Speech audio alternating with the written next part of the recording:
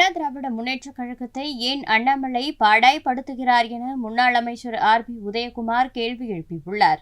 உண்மை. அண்ணா திராவிட முன்னேற்றக் கழகத்தை பற்றி அவருக்கு ஏன் அக்கறை?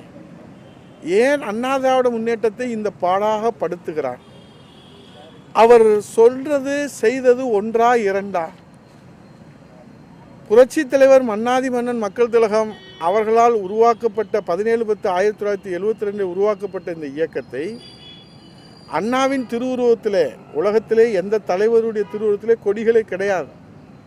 அண்ணாவுடைய திருவுருவத்தில் இருக்கிற அந்த கொடியிலே அண்ணாயிசம் கொள்கையாக கொண்ட அண்ணா அவர்களை பற்றி அவதூறாக பேசுகிறார். அதற்கு முன்பாக இந்த தாய் தமிழ்நாட்டின் 8 கோடி தமிழர்களின் உள்ளங்களிலே நிறைந்திருக்கிற தமிழர் குலசாமி புரட்சி தலைவி அம்மா அவர்களை அவதூறாக பேசுவது மட்டுமில்லாமல் அவருடைய இல்லத்தரசியோடு அவர் ஒப்பிட்டு பேசுவது இந்த 8 கோடி தமிழர்கள் மட்டுமல்ல, உலகத்தில் இருப்பவர்கள் எவரும் ஏற்றுக்கொள்ள முடியாத ஒரு அவதூறு கேள்விக்குறியாக்குகிற அந்த நடவடிக்கையிலே உங்கள் மனசாட்சியை தொட்டு சொல்லுங்கள். நீங்கள் தொடர்ந்து ஈடுபட்டீர்களா இல்லையா? இவ்வளவு வாய் சவுடால் பேசுகிற அண்ணாமலை மத்திய அரசிலிருந்து எந்த திட்டங்களை பெற்று தந்திருக்கிறார் தமிழகத்திற்கு?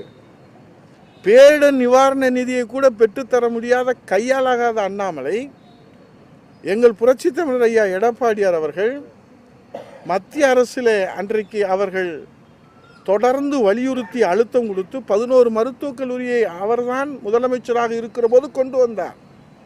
அவர் முதலமைச்சராக இருக்கிற போதுதான் சாலைகள் மேம்பாடு திட்டங்கள், அவர் முதலமைச்சராக இருக்கிற போதுதான் இன்றைக்கு தமிழகத்தினுடைய வளர்ச்சி திட்டங்களை அவர்கள் கொண்டு வந்து கொடுத்ததை யாராலும் மறுக்க முடியாது.